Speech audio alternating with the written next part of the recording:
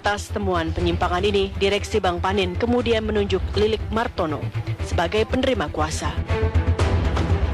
Lilik lantas melaporkan Kepala Cabang Bank Panin Banjarmasin ke Polda Kalimantan Selatan. Namun usai laporan Lilik ini, masalah muncul.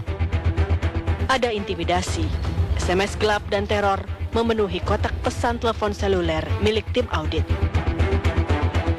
Puncaknya, Bank Panin merumahkan 3 auditor internalnya. Lilik pun secara mendadak dipensiunkan dari staf direksi. Muncul dugaan ada oknum direksi Bank Panin yang tak ingin kasus ini berlanjut.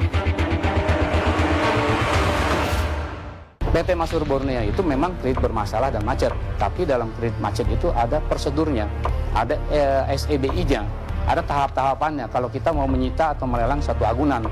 Di sini terjadilah pengambil alih agunan dan penjualan agunan oleh bank yang tidak sesuai dengan prosedur.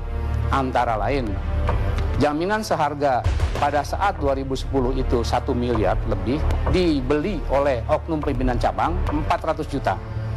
Gitu kan? Padahal tahun 2007 itu nilainya ditaksasi oleh cabang 600 juta. Salah satunya itu, termasuk dia membuat akte kuasa jual palsu. Satu. Sekali lagi Pak Kapolri, Jaksa Agung, Gubernur BI dan seluruh penyidik dan Kapolres, ini bukan hoak. Saya sebagai auditor tidak pernah mengusut kasus yang hoak.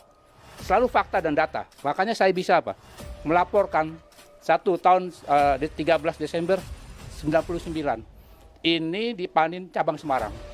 Saya lapor dengan tindak pidana perbankan jalan dan sudah terdakwa di penjara. Jadi kalau ada polisi ngomong ini hoak, tak biayai, tak fasilitasi, karena saya nggak percaya hukum, nanti biar beliau yang percaya hukum, yang saya percaya mubahala, ayo tak biayai, anakmu, istrimu bawa, anaknya Pak Sarto, istrinya Pak Sarto bawa, ketemu di Masjid Agung di Ponorogo, atau di manalah, mubahala sama Pak Sarto. Serius ini, saya yang biayai semuanya nanti. Mubahala sumpah di atas Al-Quran. Pak Sarto atau kamu yang hoak. Siapa yang hoak diazab 7 turunan, sak turun-turunannya. Siap Pak Sarto? Nah, gitu. Dan bagi Anda yang sudah subscribe channel ini, kami ucapkan terima kasih. Jazakumullah khairan katsir. Semoga diberikan keberkahan yang berlimpah. Amin.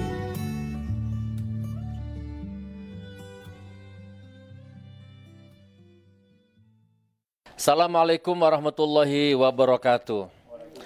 Alhamdulillah, bersyukur kepada Allah. Allahumma sholli ala sayyidina Muhammad, bersolawat kepada Nabi Muhammad sallallahu alaihi wasallam, sahabat Gus Nur, teman Gus Nur, umat, jamaah, rakyat Indonesia pada umumnya tanpa terkecuali, Polsek, Polres, Polda, Polri, Propam tanpa terkecuali, polisi tanpa terkecuali, jaksa, JPU, hakim tanpa terkecuali, semua instrumen hukum negara tanpa terkecuali. Video ini untuk Anda.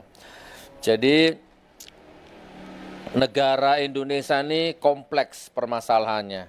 Ada klinik, ada syirik, ada koruptor, ada penipuan, penjarahan, ada ingkar janji, ada campur aduk agama, bentur-benturkan umat, dan seterusnya. Langka minyak goreng, langka solar, langka apalah macam-macam ya. Nah, salah satunya ternyata ada juga rakyat Indonesia yang dirampok rumahnya, dirampok tanahnya, asetnya, dijarah ya, dengan undang-undang, dengan sistem, dengan licik, dengan oknum-oknum itu. Nah, ini tidak tahu podcast yang keberapa, sudah teramat sering ya. Kita sudah ketemu Pak Lili sering, ketemu Pak Oktavianus sering, Bu Patoka sering. Beliau adalah dari Lembaga Pemberantasan Korupsi, LPK, resmi berbadan hukum. Akte notaris ada, surat Kementerian Hukum dan HAM ada, bukan KW ya, bukan seperti abdesi yang di Istora kemarin, bukan ya. Ini resmi. Oke. Nah, ini masih lanjut ya tentang Pak Sarto. Nah, jadi dulu Bu Patoka. Nah, sekarang Bu Patoka sudah nggak mikiri kasusnya, udah mikiri kasus orang ya.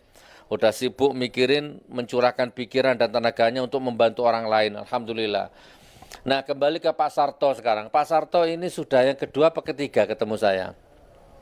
Ketiga ya. Saya potong ceritanya saja lah. Pak Sarto ini punya utang di bank 100 juta. Ya. Tapi tiba-tiba asetnya dilelang, kurang lebih seperti itu. Dan nilai asetnya 2 miliar lebih. Utangnya 100 juta, asetnya 2,5 miliar dilelang. Kemarin ada Pak Lili, Pak Octavianus, Bu Titi ya. Bu Titi itu sisa utangnya 35 juta. 35 juta, rumah lantai 2 senilai ratusan juta juga dilelang. Nah itu ya salah satu potret Indonesia. Pak Sarto, 100 juta, aset 2 miliar lebih dilelang.